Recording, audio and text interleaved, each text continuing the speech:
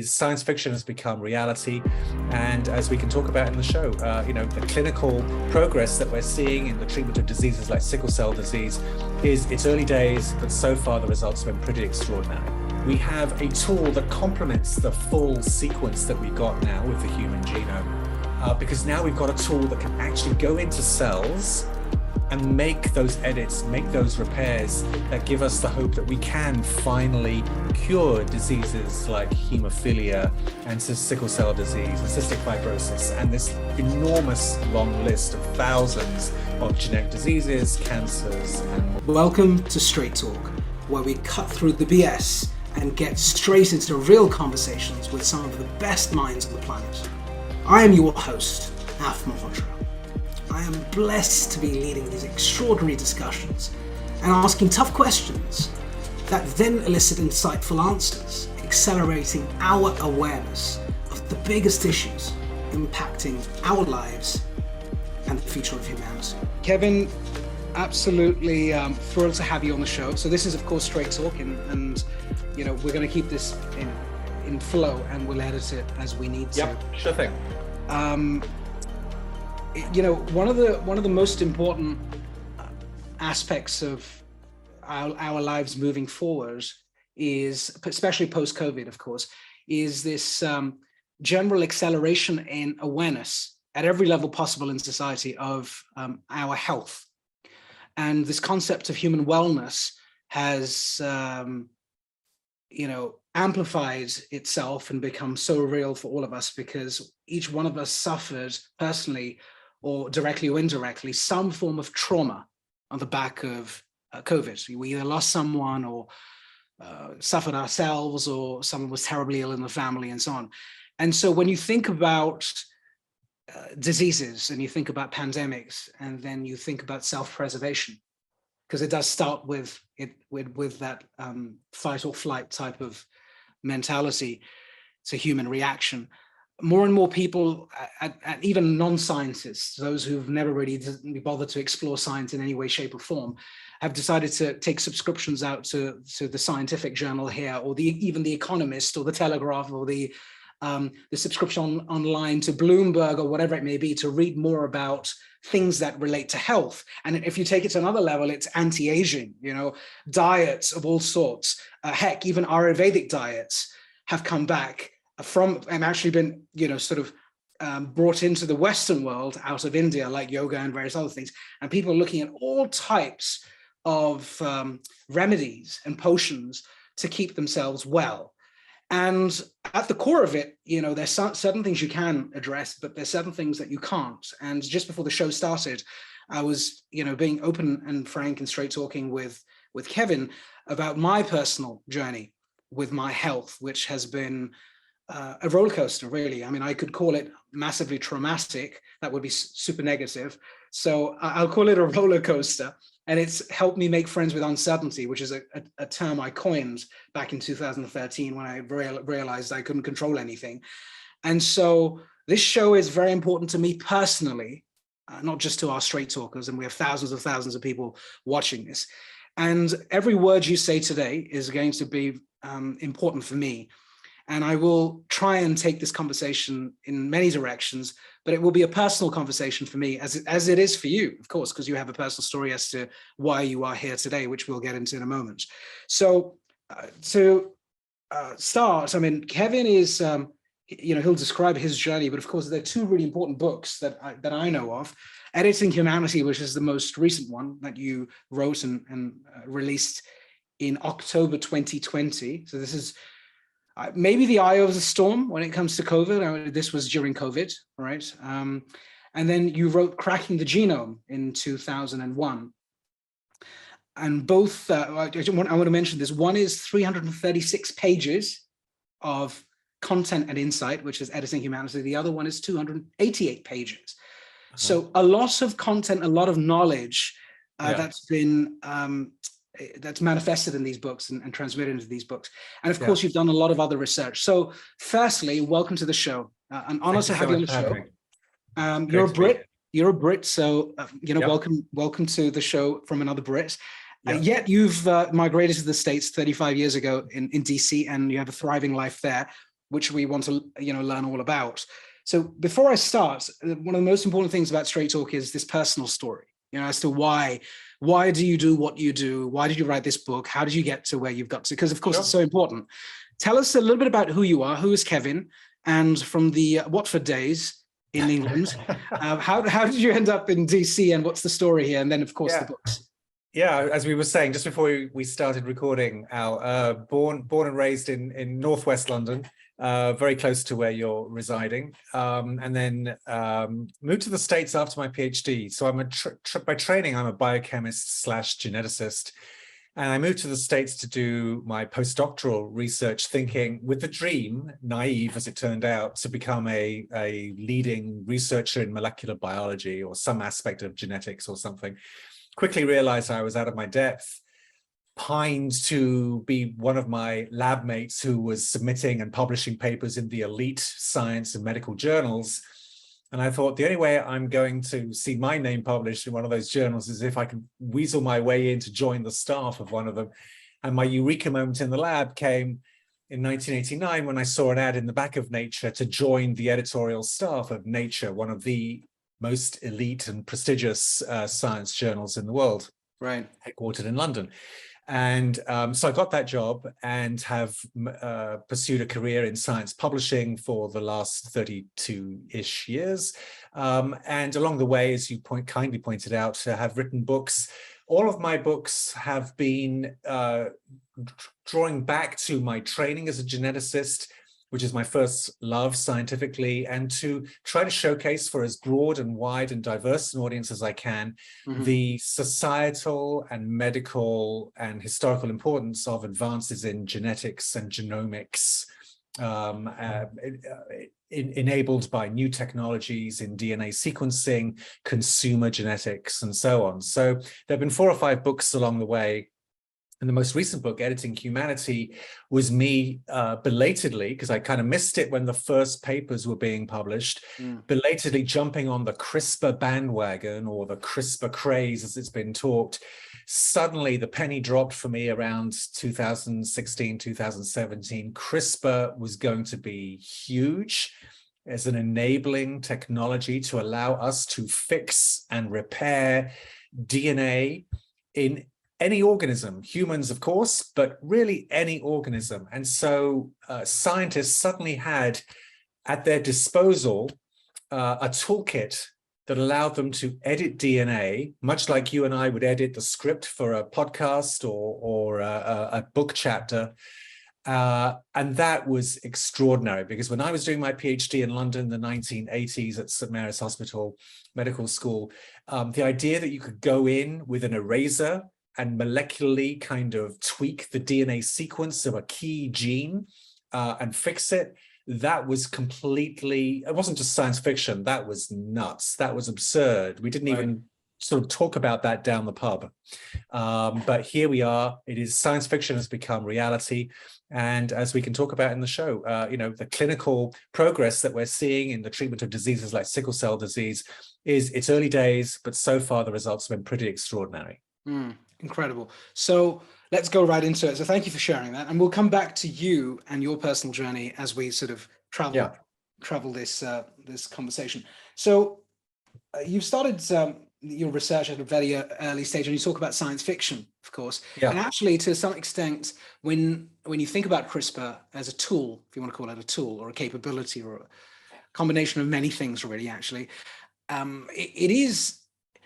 it is extraordinary, and it feels almost a bit godlike to some extent, where now you have this ability to augment and change the destiny of human life. It could be a child, it could be me, to some extent, where I've been going through a series of different, traumatic diseases or ill health repeatedly, and I feel like I'm 44. I want to live the next 44, hopefully, years of my life differently, and I would bite someone's arm off if there was a way for me to live a more healthy and fulfilled life, because of course ill health takes it all out of you. You talked about sickle cell, and there are more even more traumatic illnesses out there, some incurable. I mean, it's it's so distressing to know that there's certain illnesses, cancer in particular, there are some, not many, luckily, that are incurable at this stage. And then you look at CRISPR, and then you have your first book, Cracking the Genome. I want you to just tell us a little bit about that book, and then we'll go into Editing Humanity. Yeah. So when you wrote that in 2001, I mean, that was, gosh, 20 years back, over 21 years ago, right? 2 decades ago. 2 decades ago. Yeah. You look great, by the way. 2 decades ago, you wrote this book. Where was your head at when you wrote this? And I've seen the summary of it. It's fantastic. So what were you thinking when you wrote this book, and how did you feel? And what was the So that Cracking the Genome was a book about the race for the Human Genome Project. So I'm sure most of your viewers have heard of the Human Genome Project and the hype around it. It was a very ambitious project that was officially launched in 1990 to sequence once and for all the complete complete DNA sequence of a human being. Those are the DNA is made up of 4 subunits or base pairs. You just call them by their initials of the chemicals, A, C, T, and G. And the precise sequence of this makes us who we are. It controls largely our appearance and the structure and function of our bodies. And in order to try to get to grips with genetic diseases, Alzheimer's disease, schizophrenia, depression, or even diseases that are a mix of genetic and environmental components, where we still need to know the genetic basis of them. You can't do that without a map. And the map that scientists had in the early 1990s was not useless, but it was pretty low resolution, shall we say. So we needed a Google map of the human genome. And this international project was launched. And that was not the making of a thrilling sort of science detective book until 1998, when suddenly a maverick scientist named Craig Venter, who again, many of your viewers will know, decided, I'm going to launch a private effort because the official project is going so slowly and it's crawling along. It needs to be shaken up. I'm going to launch a private effort. I've got hundreds of millions of dollars worth of funding. I've got new machines that I can use. And now suddenly we had a race on our hands, because he was promising to, well, it wasn't quite clear whether he was going to make all of those data publicly available or whether somehow it was going to be used in a more for-profit commercial endeavor. And we're talking about human DNA here. This is something that most of scientists that you would interview would feel very, very strongly indeed. This is our birthright. This had to be freely available for scientists to use and build upon. So suddenly the Human Genome Project became a pretty interesting dynamic race between a corporate effort on one end and this coalition, this consortium. It's sort of shades of Star Wars, the Empire and the Alliance, fighting for the good of freedom. No dark side, though. No dark side. Well, it depends who you talk to. But anyway, in the end, in 2000, June of 2000, President Bill Clinton managed to kind of bring these two groups who were really feuding and it was getting increasingly acrimonious, kind of brought them together. And the hope was this roadmap, this genetic sequence roadmap, really would be the key step to solving and curing a whole host of diseases. Now, so that was the premise on which the book was built, and it's been a while since I opened it, but at the end there would have been chapters promising almost sort of a holy grail of medical breakthroughs, and that didn't happen because biology is complicated, medicine is complicated. The secret is not always in our genes, and just because we now had this rough sequence didn't mean we knew the way that every gene functioned. And the dirty little secret about the Human Genome Project is that draft that we were celebrating with White House ceremonies and big parties and glamour publications in the top journals, it was, again, still a very fuzzy, pixelated, low-res map. And the complete sequence of the human genome, if you did a poll of your viewers to say, well, when was that done? And you said 2001, 2003, 2008, 2022, the correct answer is 2022. It's only just been done in the last few months because bunches of our DNA were very, very difficult for reasons we don't need to get into right now. which just were difficult to sequence and sort of piece together. Anyway, so we do finally have that map, and so that was the story behind cracking the genome. Beautiful. That's lovely. And so you've been at it for the last couple of decades, which is incredible. And now you decided to publish Editing Humanity. And so there's a vast difference, of course. I mean, you've moved on from that first project to this particular one. And the subheading is the CRISPR Revolution and the New Era of Genome Editing. So CRISPR being the core of what this book is really all about. So for those who don't fully understand CRISPR, and many of us do, we have a pretty good, well-read audience. However, it's very important for you to tell us what is CRISPR, and so we can get our heads around it as you wish. Absolutely. So CRISPR is really, the term wasn't even coined until 2001. That's how new this science and technology is. Although if you look deeper, the biology that CRISPR represents is actually millions, if not billions of years old, because at its core, CRISPR refers to an immune system that bacteria have that allows them to detect and potentially destroy viruses that would otherwise destroy them. So there is this arms race going on around us every day, every minute, every second, in which bacteria are desperately trying to fend off, just like we're trying to fend off our own viral nemesis in terms of COVID and what have you. Bacteria have the same problem, different viruses, but the same existential problem. So they figured out a way eons ago to do this, and that is simply to take little snippets and segments of viral DNA sequences and stitch them into their own DNA, into a sort of a little kind of set of almost like manila folders. And this array of sequences is called the CRISPR array. Right. So this is where bacteria store viral sequences, and then they can sort of reactivate them to then use them as a sort of a sensory system to detect other viruses that generations later are trying to come in and destroy the virus, to destroy the host bacterium cell. And the reason is not just to identify the virus, but to take this snippet, this DNA segment, couple it with an enzyme that is the scissors of CRISPR fame. And now with this DNA sequence telling the scissors where to go, what sequence to look for and latch onto, now you have a programmable system to actually cleave DNA. And that's how bacteria, one of the ways that bacteria are able to fend off viruses. And so the term CRISPR was coined in 2001. The link with viruses was identified by a small group of microbiologists in 2005. I go into all of this in the book. And it was in 2012 that the first demonstration was made to show that if we take this CRISPR system and we make a couple of tweaks, we can program these enzymes that are part of the CRISPR complex to target not just viral DNA, but potentially any DNA sequence. So the seeds of using CRISPR as a gene editing technology was sown or first demonstrated in 2012. And that work was led by two female scientists, Jennifer Doudna in Berkeley, California, and Emmanuelle Charpentier, who's now in Berlin.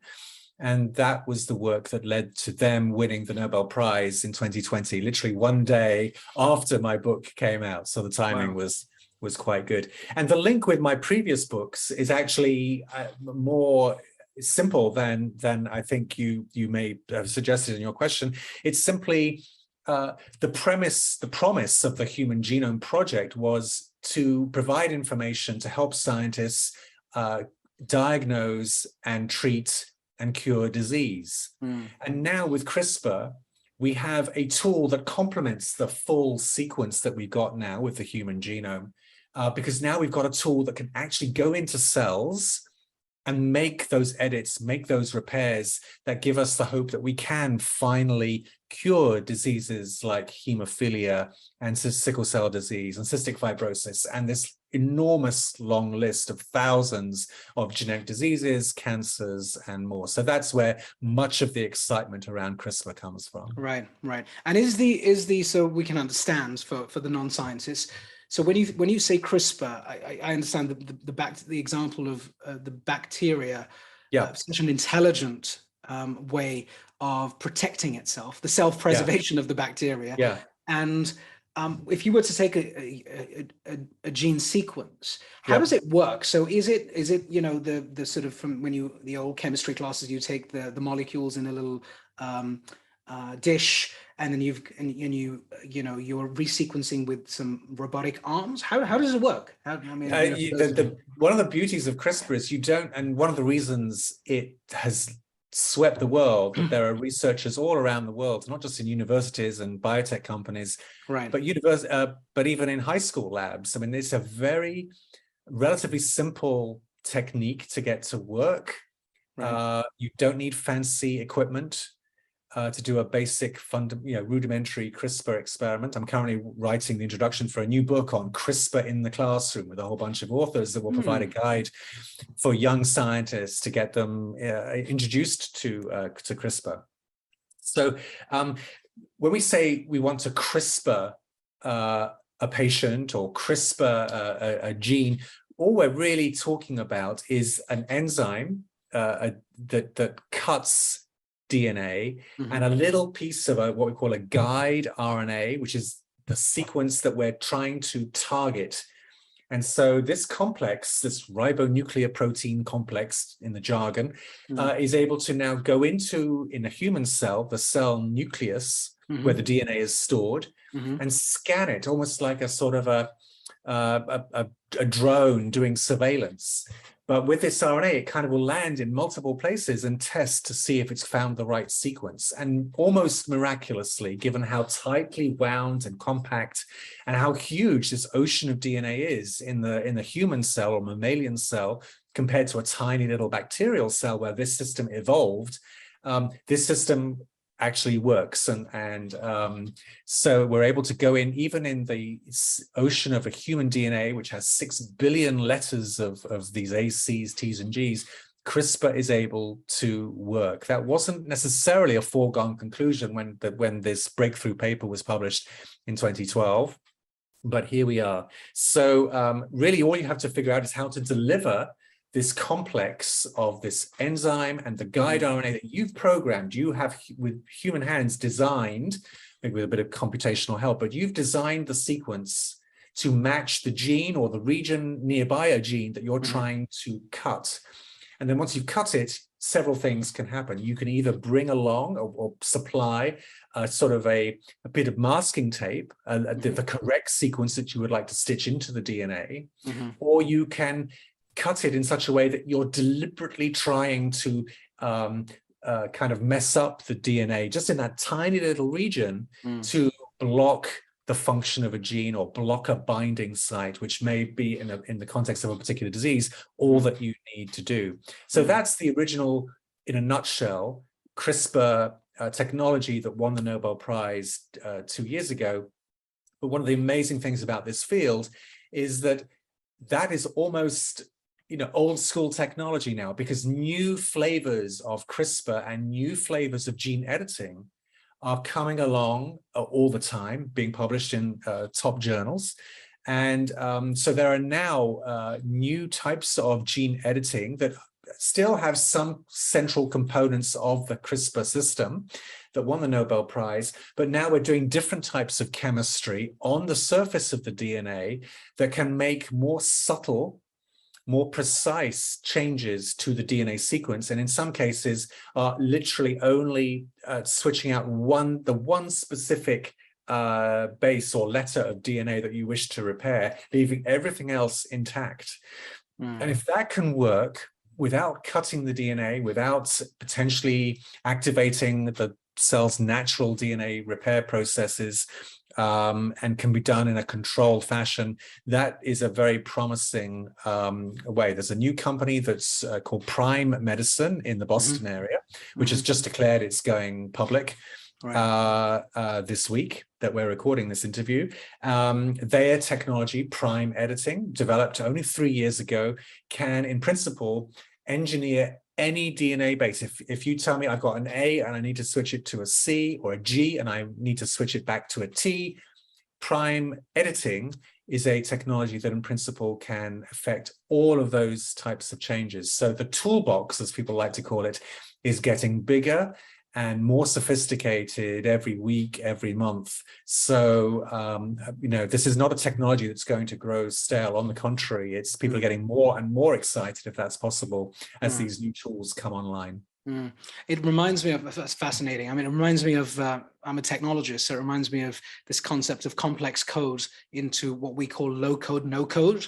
And over the years, it's taken a long time to get to this point where actually drag and drop is a central part of very complex software development. So you and I could, without being computer scientists, could go out there with drag drop predefined widgets and actually build a kick-ass website or a whatever software we decide to build. It feels like there's, if it's not happened now yet, I don't think it's happened yet, it feels like this could be the future at some point, at some stage, where as long as it's in the right hands, which we'll get to in a second, you could do some good ethical work here and could have a material impact on the future of humanity, in a very positive way. Absolutely. I mean, I think obviously I painted a very rosy picture so far about how this technology can bring about cures for many genetic diseases. So I think to set the foundation for where our discussion could go, it's important to say what is the best case scenario. So right now, the best case scenario is what's been happening in a trial in America and Europe on sickle cell disease. So sickle cell disease is a terrible disease affecting, for the most part, people of African descent, so mostly African Americans in the United States. It's caused by a single mutation of one letter of the genetic code, but it messes up the hemoglobin, the molecule that transports oxygen around the bodies. It warps the shape of the blood cells. And the reason it's so common for a deadly genetic disease that until recently you would not have children if you were a patient with sickle cell disease, because of the huge number of complications that arise from not having a functioning blood supply. Right. The impact has been tremendous. Sickle cell carriers have an advantage against malaria, so they've been selected for over thousands of years. So the gene, instead of dying out, in a way almost increases in frequency.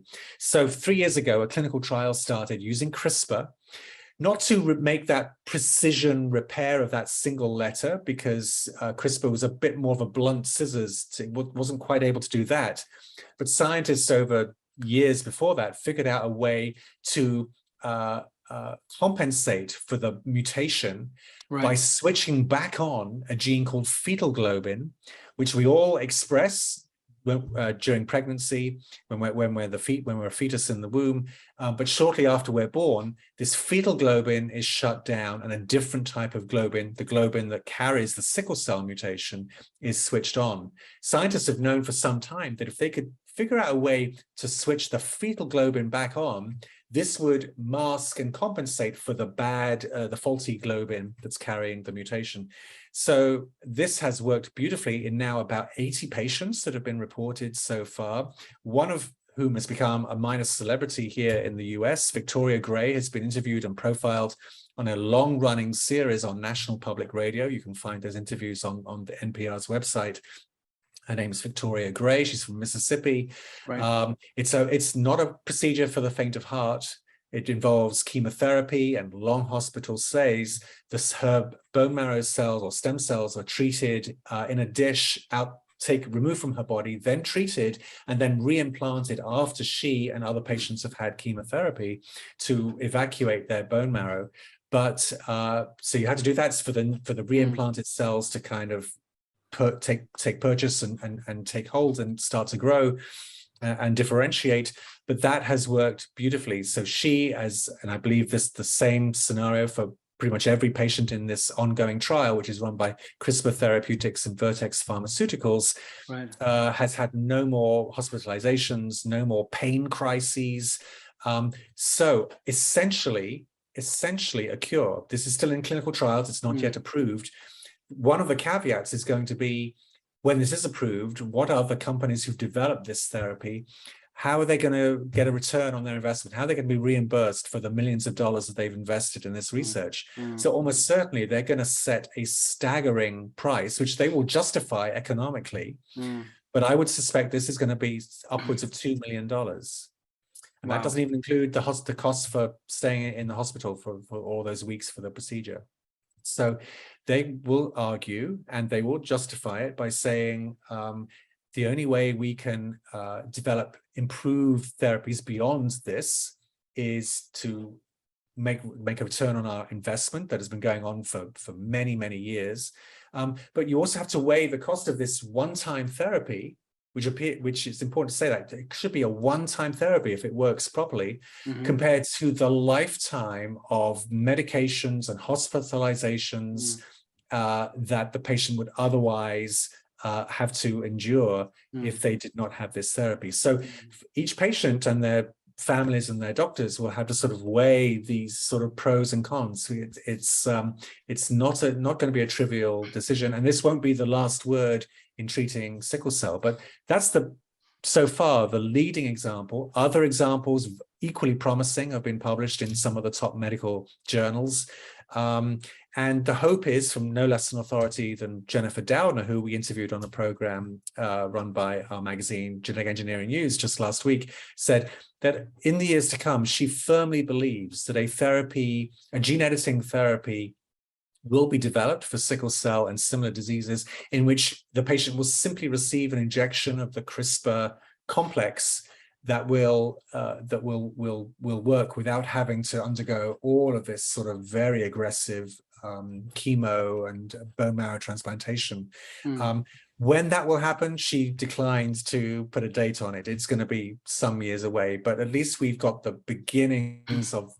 We should not undersell how important this early progress has been, because, as I say, the first CRISPR paper, the Nobel Prize winning paper, that was just 10 years ago this summer. So in one decade, to go from here's a proof of principle that looks quite interesting to we've got 80 patients who are walking around with pretty much free of symptoms with this arguably the most famous genetic mutation in the world, sickle cell disease.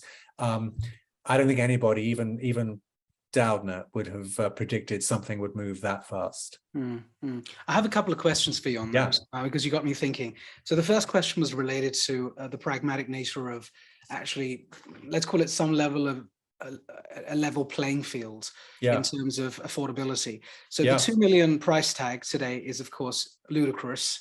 And, I know a little bit about the US healthcare system, and then a lot about the NHS in the UK, the equivalent, which is public funded. The issue with this, of course, is a discovery is fascinating from a scientific standpoint, and then it's not as exciting when the patient or the one who's unwell cannot actually use it for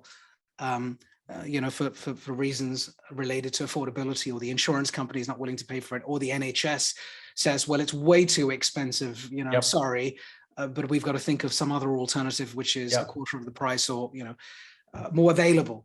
And we know this is a major problem in the pharma drug industry. I mean, we won't discuss that today, but we are all aware of, whilst there are good things going on in this industry, there's some very naughty things happening in this industry too.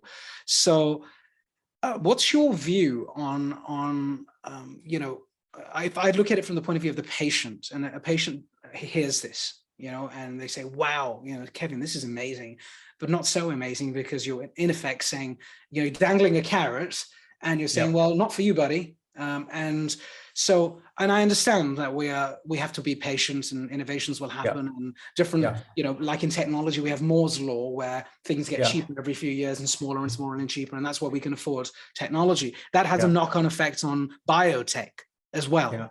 So if I was to make you the policy head of whether it's the UK, US, or wherever, or the European Union, or whatever it may be. Yeah. You had a magic wand opportunity. What would you really do to see this through? Because innovation and invention without implementation is quite disappointing and quite distressing, almost useless to an extent. Well, I think I'm glad you said that at the end, because advocates of the biotech and pharma industry would say, you can complain about the pricing all you want, but without us, what the hell are you going to do? Who else is going to develop these drugs? Occasionally, you might find an academic group that is able to develop a therapy, and with government funding or philanthropic funding, might be able to find a way to distribute it. But we need this industry. So that's the first thing to say. The second thing is, these pricing issues are not solely about gene therapy or gene editing. A case in point, in the UK, just in the last few years, was from the availability of brand new cystic fibrosis drugs tailored to patients with specific mutations. These are brilliant drugs, very effective drugs developed by Vertex, a biotech company in the Boston area. But they held out. They wanted to charge a very high price, a very steep price, which they felt they had earned. And again, it goes back to here's the price of a supply of our drug versus all of the other costs that the patient will the lifetime usage, right, of the alternative. Exactly. Yeah. And I remember the NHS initially said, "Whoa, you're holding us to ransom. We simply can't afford the price that you're charging us." Finally, I believe an agreement was made, and those drugs are now, I think, largely available.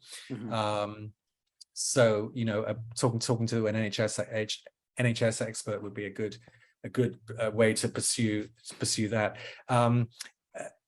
The irony is that this gene editing trial that we've just been talking about for sickle cell, I was talking to an expert on the subject the other day, and he said, we're excited. I'm a hematologist. We're excited for this field. We're excited to see where this cool science can go. But the irony is there is a generic drug called hydroxyurea that as a hematologist I can tell you, it helps virtually every patient that we administer it to, we prescribe it for. And yet in the United States, fewer than half of sickle cell patients are on this drug. It is a scandal that no one talks about except for people in that field. This is a drug that is pennies on the dollar of a high price, new trendy gene editing therapy. It's not a cure, but it will help alleviate many of the symptoms and difficulties that a sickle cell patient might experience. And yet too many patients, even in America, aren't on this simple drug. And there are other, just because we're and I'm as a CRISPR aficionado, I'm really excited about talking about these gene editing therapies. There are other drugs, other approaches that are being taken. There's been a little kind of bidding war in sickle cell in the last few months about these biotech companies now getting swallowed up by big pharma, who see, wow, we're finally in a position to really capitalize and help this patient community. 100,000 in the US, that's not a rare disease. That's a pretty significant number of patients.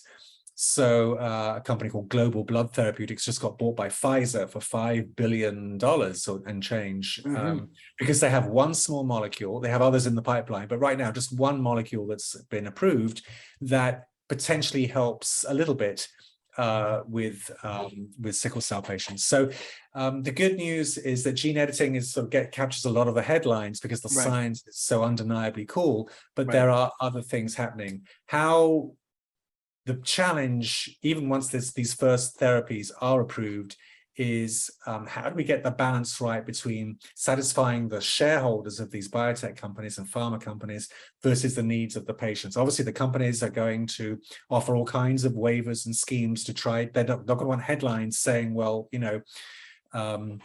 Betty in Louisiana can't afford this drug, which you've been dangling and promising. So how they're going to get around that remains to be seen. Got it. And so if you had a magic wand and you were given the ability to do whatever you needed to create a level playing field, what would you do? Yeah, I don't have, I'm going to stay in my lane, Al. I'm sorry, I don't really know what the answer is. As I said, we need the innovation. There's now about 24 biotech companies commercializing CRISPR for infectious disease, cancer. Every biotech company looking to treat human disease will have a different group of diseases. Yeah. There's a new company I mentioned, Prime Editing, has just sort of opened its kind of unveiled the diseases that it's going after. Yeah. I mean, it's almost like a who's who of genetic diseases: cystic fibrosis, Duchenne muscular dystrophy, Fragile X, the most common genetic form of mental retardation, Huntington's disease, the notorious neurological fatal disorder, and the list goes on. It's as if they went through and picked the most famous, notorious genetic diseases, as if to say, no matter how famous the disease or what the specific type of mutation is, it doesn't matter if it's a point mutation or an expansion of a genetic sequence that's gone rogue or a deletion in the middle of a critical gene, our technology in principle can tackle all of these items. Yeah. So they're going after some very big diseases. Other companies are specializing and focusing on a smaller basket of diseases, and hopefully they will weather the current economic storm that is sort of really putting pressure on the biotech vertical and other sectors as well. And most, if not all, will be able to survive this sort of current economic stagnation that we're going through, and be able to then ramp up and really move into the clinic and deliver successful treatments for patients. Understood. So fine. Thanks for that response. You're definitely in your lane. I won't push you too hard. It is straight talk though. And so I want to move to another pathway now, which relates to, these are obvious questions. When you're able to play around with an edit, a sequence of a genome or a gene sequence, can you edit by copying and pasting and adding new, or do you just move things around? You can, in principle. So this has not yet been attempted in patients, but it will be in the next few years. There are companies. So as I mentioned earlier, there's sort of a CRISPR toolbox. There are more and more enzymes, more and more tools are being discovered, some from nature.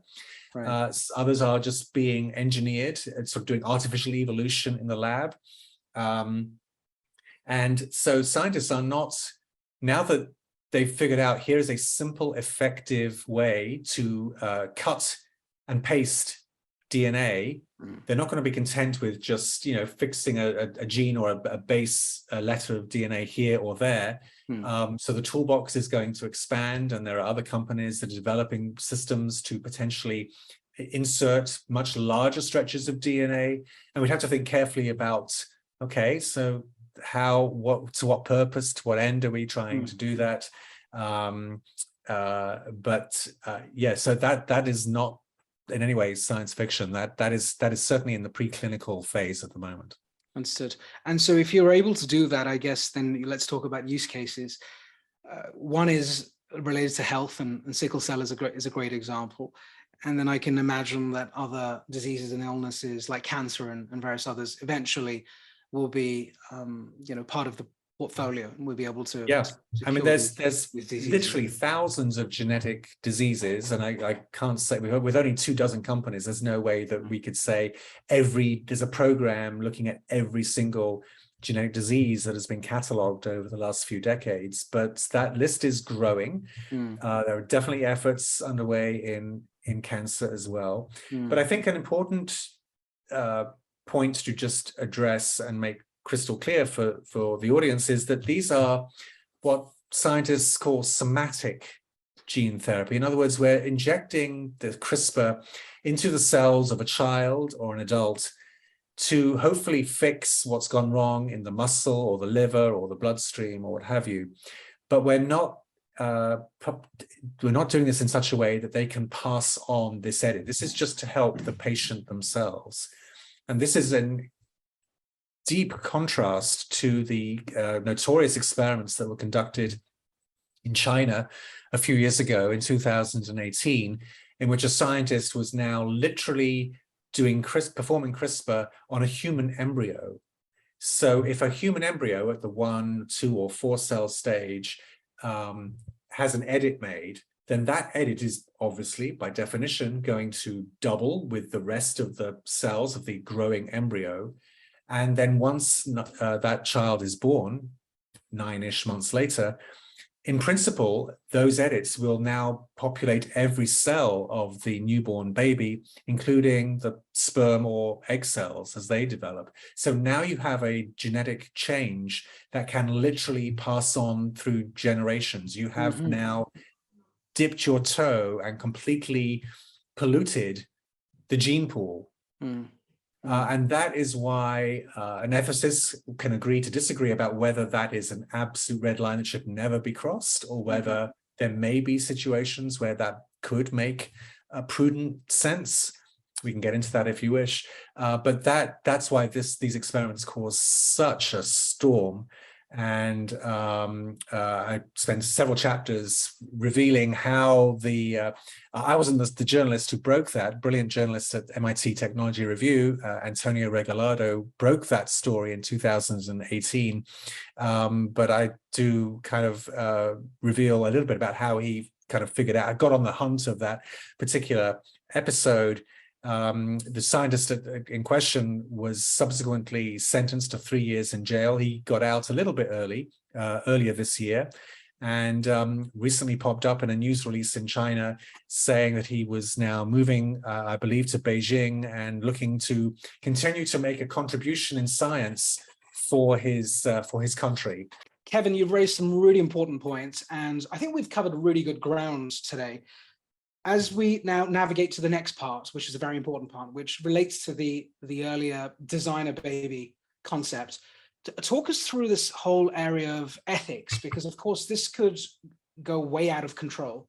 And there's a little bit of concern amongst us all around those who have the resources and the money and the access to be able to avail of genome editing versus those who don't, of course. And we talked about the affordability issue. So just add some color to where your head is at when it comes to ethics and how this could be mass adopted. Sure. So let's, first of all, be very clear to distinguish the kinds of gene editing that we've been talking about in the clinic for sickle cell and liver diseases and forms of muscular dystrophy and a growing number of genetic disorders, including cancers, that will be increasingly under the microscope in the clinic, and hopefully more and more of those gene editing therapies will be approved and available. They'll come with a very high price tag, which we can talk more about in a second. But there's nothing controversial medically or ethically about this. This is simply state-of-the-art medicine for individuals with devastating, potentially life-threatening illnesses. Right. The ethical quandary comes when we talk about potentially tweaking the genes or the DNA in a human embryo, playing God, almost literally, to change the complexion of genes at birth. That those DNA changes will be reflected in every cell in the baby and those changes could also be passed on to future generations. So this is the stuff of science fiction nightmares, and it's something we need to watch very carefully.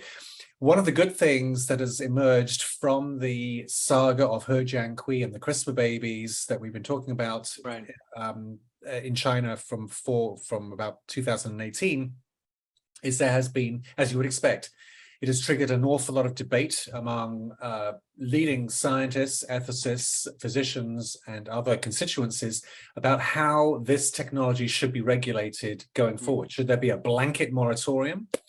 How would you enforce that? Or is there a path in which we think this technology could be applied ethically and sensibly in certain situations? So very briefly, a major panel organized by the National Academy of Sciences met and issued a report about 2 years ago now. Right. And aired cautiously towards the latter view that of those two choices I just gave. They concluded, after a year of deliberation and many interviews, with leading experts that in some cases, gene editing of human embryos could be permitted.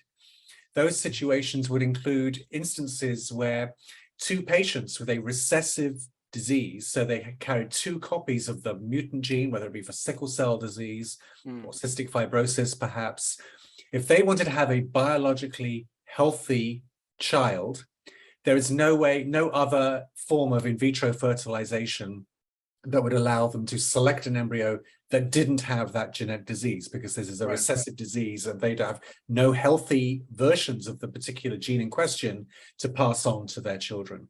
This is where gene editing could come in. We could edit one or both copies of those genes such that they could have a biological child without the genetic disease that afflicted the parents. The chances of two sickle cell patients, even though in parts of Africa and Asia this is a very common disease, choosing to couple and want to have a biological child, I mean, the numbers, you do the math and the numbers don't get very high. And this technology is not ready to offer them for that particular application, but it could be one day. And all the report said is that let's keep our options open. Let's not throw out the baby with the bathwater, literally. And let's not just have a knee-jerk.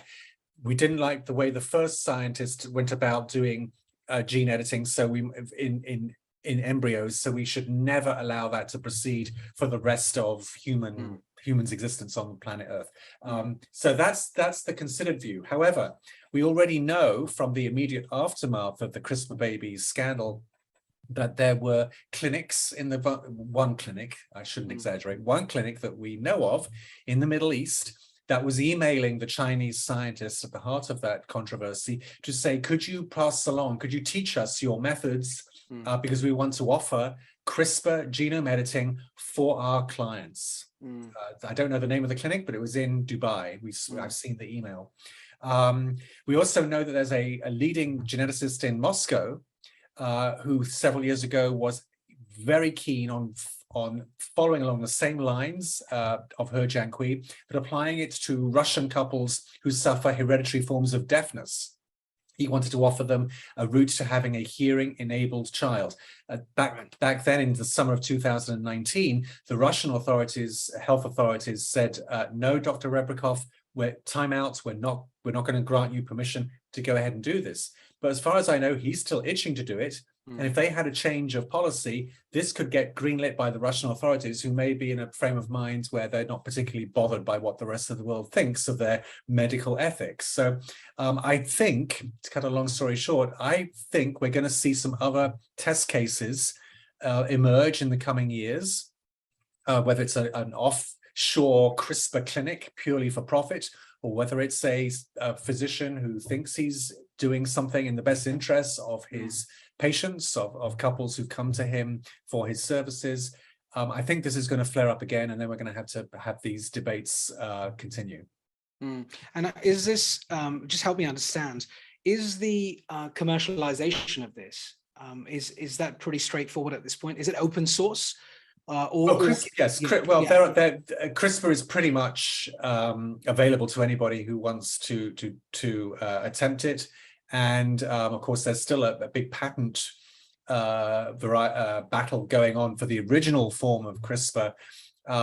So there may be some licensing issues, but I don't think those barriers would be terribly high if you wanted to pursue it. Now, it may be that the owners, once that patent is finalized and all appeals have ended, it may be that the owner of the patent may choose to prevent any germline application of CRISPR Cas9 editing in human embryos.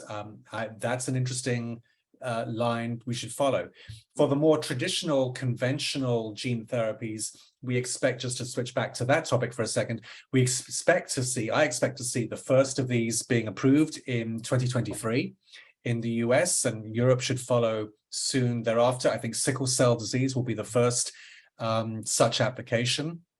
And that's fantastic news. There have been 80 patients reportedly essentially cured of sickle cell disease in one of these early clinical trials. So that's amazingly positive news. The grim news is going to come when this gene editing CRISPR therapy gets priced by the companies that have done most of the research to get us to this point. Because I suspect they're going to want to charge something in the neighborhood of $2 to $3 million. That seems to be the window with which state-of-the-art gene therapies are being priced. And the companies are going to say, we need to charge that, A, because we've got to recoup all of our investment, the hundreds of millions of dollars it takes to get a drug approved. B, we're going to need to charge that money because we've got to invest in more further improved gene therapies for this and other indications. And third, even though $2 to $3 million might sound like a lot of money, it's still a bargain compared to the lifetime cumulative cost that a patient or their insurance or their health care systems, in the case of countries like the UK, we're still offering a bargain because this is a one and done treatment. And after which there should be, hopefully, fingers crossed, no more hospitalizations, no more pain crises. The patient should be free and clear of any complications. And yes, so $2 to $3 million for one quick treatment is a huge amount of money. But if you compare it to the alternative, you'll see that it is still relatively cost efficient. When you think about what's your view on the pharmaceuticals, their business model, market share goals, and the drive for profitability? It's the same. Yes, in that sense. So gene editing is really no different than any cutting edge pharmaceutical business. So one of the companies, here's a good example, one of the companies involved in the early first wave of CRISPR gene editing therapies is Vertex Pharmaceuticals in Boston. A very successful company that really made its name in large part by developing customized drugs for cystic fibrosis, tailored to specific mutations in CF patients. Naturally, when those drugs were approved by the regulatory bodies, they wanted to charge hundreds of thousands of dollars per course of drug, because for the arguments I've just made in the CRISPR context. When they went to the UK to strike a contract with the National Health Service, they were at an impasse because the NHS just balked at the initial price that Vertex wanted to set for these drugs. These are small molecule drugs. They're nothing to do with gene editing or CRISPR.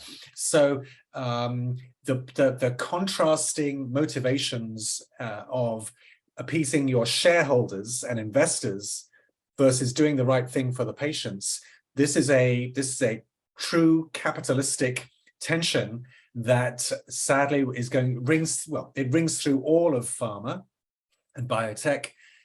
We see it also in the US with the extraordinary monopolization and price hikes attached to generic drugs like insulin and EpiPens. Shameful what's going on. So I think CRISPR is going to be subject to some of the same tensions when these therapies really start to get approved in significant numbers.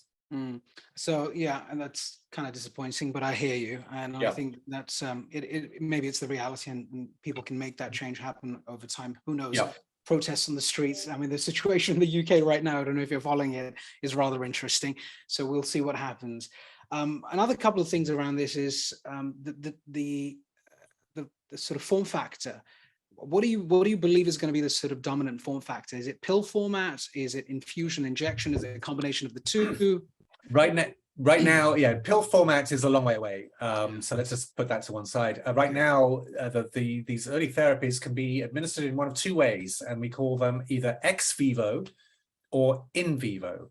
Right. So the sickle cell therapy is an ex vivo therapy where the cells that are being treated, that are being edited, are taken outside the body, treated. The CRISPR machinery is delivered to the cell nucleus in these stem cells, and then those edited stem cells are reinfused into the body where we hope they find their home and start doing what we want them, what we've programmed them to do. That's very expensive, and in cases of ex vivo therapy where you have to then do a form of chemotherapy to help with the reinfusion process. Very expensive, not trivial, potentially dangerous to the patient. So it's a huge undertaking all around. When the second clinical trial results were first published in 2021 by a Boston-based company called Intellia Therapeutics, a lot of the excitement wasn't just that the patients were doing well, that it had these were patients with a rare liver disease that you or I have not heard of before, but one of the big headlines was this was a proof of principle for in vivo delivery, where the researchers were giving the patients the CRISPR machinery in a lipid, sort of a nanoparticle that naturally finds its way to the liver. But it was simply an injection into the bloodstream.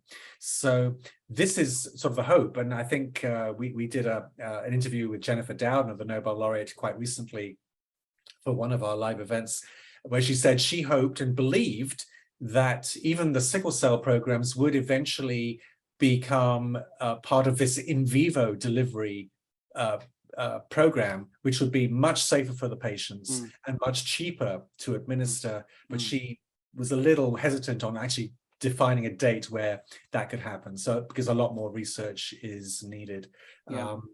Whether eventually CRISPR could be given in an oral form, I've really not heard too many projections about that. But of course, that would be a holy grail for the field. And is there, when we had COVID around, of course, with the vaccinations, cold storage and temperatures became a hot topic. Is that something to consider when you think about the first few? I think that was more of an issue for these RNA vaccines, and I don't believe that cold storage is going to be an issue. So I think that's a good question to ask. But so far, I've not heard that is an issue as far as administering CRISPR. Okay, got it. Brilliant. So we'll switch gears before we close off to food and sustainability of food, because I recall you mentioning CRISPR's multi-varied applications and use cases. So talk us through what that means in terms of food supply chain. Well, I think all the big agricultural companies are developing, either in-house or with partners, major programs for genome editing of crops and foods. Because quite simply, unless we engineer our plants to become more robust to withstand drought, heat, pests, parasites, you name it, our food supply is it's already under threat, and it's going to become increasingly under threat. We simply, I think we're all in favor of natural, organic farming, and it all sounds wonderful. But unfortunately, evolution has a way of, developing pests and critters and bacteria and viruses that would love nothing more than to absolutely wipe out your favorite crop, whether it be cereals or fruits or rice or anything else that you care to name that different people around the planet depend on. So CRISPR is going to become, and it's already emerging as a very important tool, because despite all of the fuss over the last 25 years about genetically modified plants, I think it's been misguided. I want to be clear about that. But B, one can understand from the layperson's perspective, because it does sound a little weird. You're taking a foreign gene from a beetle or an insect and putting it into my plant. I don't like the sound of that. Their opposition isn't much more sophisticated than that. But if we could avoid that, then we would like to do that. And the beauty of CRISPR is that you do avoid that. You're making, as we've discussed earlier on in this program, the most subtle, stealthy changes to the DNA sequence, often reverting a gene to a naturally occurring version of the gene that can be found in some other species, to better defend the plant and give it some better resistance against whatever it's under threat. Nothing is left behind. There's no foreign genes inserted. And so this is incredibly important. We're seeing reports of oranges and bananas and you name the crop, it is under threat. So if we can increase the survivability or the nutrition value of staples, then I personally think we need to use all of our human ingenuity and technology to do it. CRISPR is completely safe in this context. there should be really no concerns. But I think that is, in a way, almost the bigger challenge. And there are technical challenges because plant genomes are much more complex than human genomes. So technically, researchers do have a fair bit of work to do to just make the precise engineered edit that they want to make. But the bigger challenge, I suggest, is actually convincing the public that this is safe. This is in the best. This is for the best of the consumer. And just because some of these are being developed by big corporations like Syngenta and Corteva and Bayer, big multinational ag bio companies that may not have, like many pharma companies, don't have the cleanest track record. There've been kickbacks and other things that have dragged them into court. But this is not about making money. This is about ensuring that we have enough foods to live on.